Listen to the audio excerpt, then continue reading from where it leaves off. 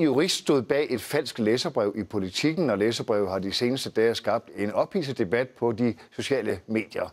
I læserbrevet skriver den falske medicinstuderende Tim Druse, at han vil flytte til Schweiz, så snart han bliver læge, for dermed at undgå det høje danske skattetryk, og det rejste en vild debat om det rimelige i, at denne Tim Druse først får sin uddannelse betalt og understøttet af SU, og så bagefter bare vil forlade landet. Men Tim Druse eksisterer altså slet ikke.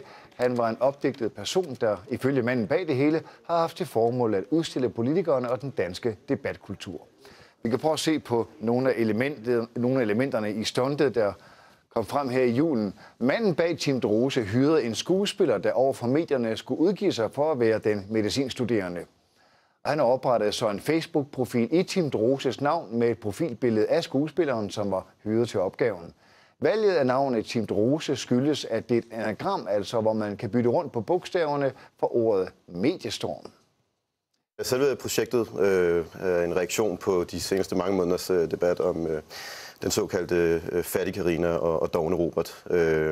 Og som almindelig borger, så har jeg synes det var en debat, som var fuldstændig uanstændig.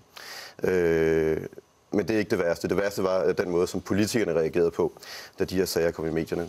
Det var som om, at de her enkelte personer næsten afgjorde en helt politisk debat. Der skulle reform af kontanthjælpssystemet, og nu skulle man også gøre noget for at hive folk på overførselsindkomst op af sofaen, og det ene og det andet. Som om, at det galt den hele danske befolkning. Og jeg synes faktisk, det er uanstændigt, at folketingspolitikerne, som vi betaler en ret god løn, at de baserede deres politiske forslag eller politiske idéer og retorik baseret på enkeltpersoner. Det synes jeg simpelthen ikke, demokratiet er tjent med. Tim Druse er et symbol på en lidt betændt tendens, som er i det danske samfund. At vi er begyndt de seneste år at bruge en skærpet retorik og sparke lidt til hinanden. Især netop i krisetider, jamen, så er Robert og Carina nogle meget, bekvemme folk at slå til, hvis man selv går rundt og er frustreret over ens økonomiske situation eller noget andet. Lidt ligesom, at vi sidder og ser reality-tv for at få det bedre med os selv. Der er Robert og Carina blevet syndebukke i en tid, hvor vi alle sammen oplever en form for frustration. Enhedslistens Stine Brix var blandt de debattører på nettet, der tog sagen herop på sin Facebook-profil, hvor hun omtalte denne fiktive Tim Druse som Nazi-Tim, og dermed levede hun ifølge ophavsmanden op til stuntets plot. Alligevel afviser hun kritikken af, at hun skulle have reageret for voldsomt på en enkeltstående sag. Jeg synes nu, Martin, han skyder noget forbi i dag. Altså, for det første, så tror jeg, han fejltolker sagerne omkring Robert og Carina, om at det skulle være dem, der var årsagerne til, at der nu er en kontanthjælpsreform på bordet. Det har der jo været længe før, at de overhovedet blev diskuteret i medierne. Det stod i regeringsgrundlaget. Så det har været en dagsorden, en række politiske partier har haft, at man ønsker at reformere kontanthjælpssystemet. Så bliver nogle enkeltsager brugt, og der er jeg enig med Martin, bliver spændt for en politisk vogn til at fremme en dagsorden. Men det er nu den vej rundt, ikke sådan, at der så lige pludselig opstår en politik på baggrund af nogle enkeltsager. Så jeg synes, det halter lidt i Martins analyse på den måde. Men nu den her sag, der er jo en ung mand, som så ikke findes, men som så skriver et indlæg i Politikken. En ung, velfungerende mand, jo et medicinstuderende, udgiver han så for at være. Og der synes jeg faktisk, at det er fuldstændig rimeligt, og man nærmest må forvente, at der selvfølgelig kommer en reaktion, når man skriver et læserbrev. Så er det fordi, man gerne vil starte en debat. Og den tråd samlede jeg op, for jeg synes, det er en rigtig vigtig debat, hun rejste. Der var en del, der blev forhåbet af den falske Tim Druse, men et andet bemærkelsesværdigt træk ved sagen om den falske Druse eller Nazi-Tim var, at debatindlægget og identiteten faktisk ret hurtigt blev mistænkeliggjort på de sociale medier. Folk begyndte hurtigt at skrive, at der er vist noget galt her. Og Line Holm Nielsen, du beskæftiger dig professionelt med sociale medier. Hvad var det, folk begyndte at undre sig over på nettet? Jamen, man kunne se allerede den 24. midt på dagen, hvor folk ellers sad og var i gang med juleforberedelserne, at der var der folk, der begyndte at skrive ud på Twitter eksempelvis, som jeg følger meget, at der var der vist noget lusk ved det her meget forenklede og lidt karikerede læserbrev. Allerede midt på dagen den 24. altså dagen efter læserbrevet var i. Og så begyndte... Værsgo. Jamen, så begyndte folk at tale lidt sammen på de sociale medier, og til sidst også den 24. så vidt jeg ved, så var der en, der lever af at rådgive medier, som skrev, at han mente ikke, at den her nasseteam fandtes i virkeligheden, og i virkeligheden var det heller ikke Stine Brix, der fandt på det her begreb nasseteam. Det var også ude på Twitter, at en kom på det begreb. Og 10-øren faldt så ligesom i løbet af juledagene, hvor folk begynder at spekulere i, at det her navn, det lidt særpræget navn, Tim Drose eller Drøse, kunne være et anagram. Og så var der ret hurtigt en der hedder Helle, en Twitter-bruger, som puslede lidt rundt med bogstaverne og fandt ud af, at det nok var Mediestormen. Så på den måde kan man sige, at det her FUP-nummer, det er faktisk ikke noget at flyve mere end 24 timer måske, før det ligesom faldt til jorden med et brag, og det blev afsløret.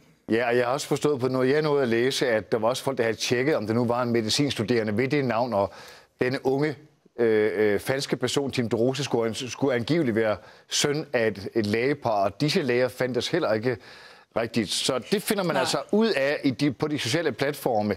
Hvem er disse energiske brugere, der sidder juleaftensdag og bruger deres fritid på det her? Er det sådan helt kultagtigt? Nej, altså, jeg kan godt lide at kalde den sådan min Twitter her, eller min Twitteratis, altså fordi, når man som mig, som journalist, bruger Twitter enormt meget, altså både til at fortælle folk, hvad jeg selv har gang i som journalist på Berlingske, eller hvad jeg interesserer mig for, så er det klart, at man får en masse input tilbage. Og noget af det, man kan benytte sig af på sociale medier, det er jo at lytte til den ekspertise, der rent faktisk er derude. Altså for eksempel, du nævner lægeoplysningen om den her mands, Tim Droses forældre. Og så sidder der faktisk en læge ude på Twitter og kan lynhurtigt slå op og sige, at der eksisterer ikke nogen læger med det efternavn i lægeforeningen. Altså må det være en falsk oplysning, at den her persons forældre skulle være læger. Men altså, der sidder simpelthen en masse folk ude bag de sociale medier, eller bag forskellige Facebook- eller Twitter-profiler, som har ekspertise i nogle forskellige ting, og som bruger og synes, det er sjovt at researche på deres eget lille område. Og på den måde kan man rent faktisk bruge Twitter til sådan en ressource for ekspertviden, og sådan et sted, hvor man kan kaste sin lille snøre ud, og så finde ud af, er der nogen, der ved noget om det her? Er der nogen, der kender den her person? Er der nogen, der har nogle idéer til, hvad der kan ligge bag? Og så er der selvfølgelig en masse konspirationsteorier, der opstår, men der kommer faktisk også nogle enormt saglige bud på, hvad der kan ligge bag. Vi kan lige prøve, Line Holm Nielsen, at tage et andet eksempel, hvor nogen bevidst har forsøgt at tage fusen på den digitale offentlighed. Vi har nogle billeder her, der handler om en ørn. Her har vi ørnen. På YouTube dukkede den her ørn pludselig op i en park i Montreal i Canada. Ørnen cirkler over en park, og så dykker den ned der og snupper, eller forsøger ansynligt at snuppe et barn, der leger på græsset. Men videoen nåede ikke at ligge længe på YouTube, før flere brugere af sociale medier gjorde opmærksom på, at der var oplagte fejl. Sådan angriber en ørn ikke, sådan lander den ikke. Og det var også ganske rigtigt, at det var en animation fra en 3D-skole i byen, hvor 3 unge studerende så havde fremstillet ørnen som led i deres uddannelse, lagt det på nettet. Og Line Holm Nielsen, som jeg ser det, så er de her sager billedet på det værste og det bedste ved sociale platforme. På den ene side en turbine af alt muligt, inklusive løgn og idioti. På den anden side er muligheden for løgn og idioti og fup ikke mulig i længden, for der rent faktisk sidder nogen ude, der ved noget om sagerne. At det lyder lidt forenklet, men det er vel billedet? Ja, altså man kan sige, i og med, at alle pludselig har adgang til at skyde noget information ind på nettet, sådan det er tilgængeligt for alle at se. Ørnevideoen hoppede jeg selv på og synes, det var vel nok en fantastisk video, som jeg gerne ville vise til hele verden. Der var der så lynhurtigt nogle YouTube-brugere, som gik ind og sad og kiggede efter og kunne se med deres filmekspert-øjne, at der for eksempel manglede skygger et sted i filmen, så den blev ret hurtigt pillet fra hinanden. Men i og med, eller samtidig med, at der er så meget information, der bliver skudt ud, jamen så bliver det også tilgængeligt for en masse folk, der faktisk har en masse viden og ved nogle ting. Og derfor er der også pludselig millioner af kildekritikere og faktatjekkere derude i verden, som ikke nødvendigvis render rundt med et journalistskilt eller har et mediejob eller en medieplatform, men de kan via internettet og via de sociale medier byde ind med, hvad de rent faktisk ved om tingene. Og som journalist kan man så vælge at sige, at det er vel nok irriterende, at der er nogen, der nu truer min position som den her ophøjede person, der kan udsende information i verden. Man kan også vende den om, og i stedet for sige, hvorfor ikke benytte mig af den her sværm af folk med forskellig god viden, og så simpelthen begynde at trække på dem, altså opbygge sig en Twitter-portefølje for eksempel, eller en vennekreds på Facebook, som man kan søge hjælp hos, hvis der er noget, man er i tvivl om. Men det kræver, det kræver jo også, at din kritiske sans bliver endnu mere skærpet, fordi disse platforme og disse korps, som du vil omgive dig med, er jo ikke hæmmet af nogle redaktører. De er måske ikke engang hæmmet af nogen moralsk overbevisning. Der er ingen dørvogtere. Så der er jo altid et potentiale af bedrag derude. Der vil altid være en strøm af forsøg på at narre os eller dig.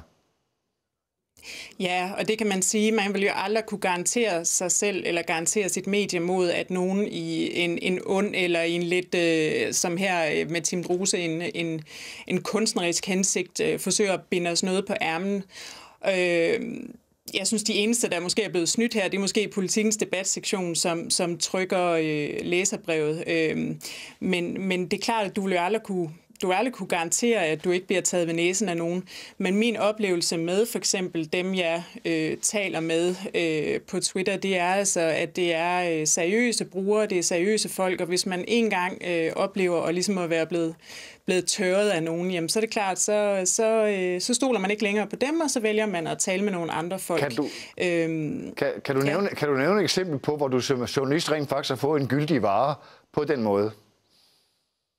Jamen, jeg bruger det enormt meget, også bare til små ting. Altså, det kan fx være, lige i øjeblikket sidder jeg og skriver lidt færdig på en bog, og så mangler jeg måske noget ekspertviden. Forleden dag skulle jeg have et sociologisk fremmedord oversat til sådan lidt normal lægmandsdansk. Jamen, så spørger jeg ud på Twitter, er der nogen med en eller anden form for ekspertise ude i sociologi, som kan fortælle mig, hvad er det bedst brugte ord til det her ting. Eller jeg kan spørge ud, hvem ved noget om matematiske formler, fordi det ved jeg givet ikke ret meget om selv. Og så er der tit nogen derude, som er villige til og har tid til og gerne vil hjælpe med de oplysninger. Så på den måde kan man bruge det som sin egen lille sådan faktatjekker her, i stedet for bare at tænke internettet som noget, hvor man altid bliver snøret og taget ved næsen. Er der flest good guys derude, eller flest bad guys? Skal vi være mest bange eller mest forhåbningsfyldte?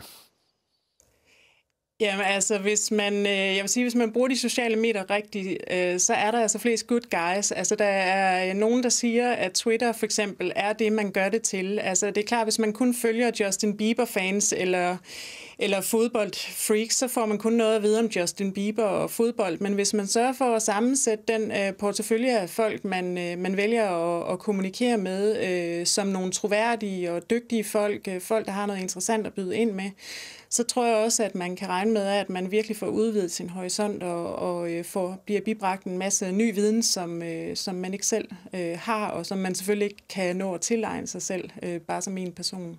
Line Holm Nielsen om fup, men bestemt også om fakta på de sociale platforme.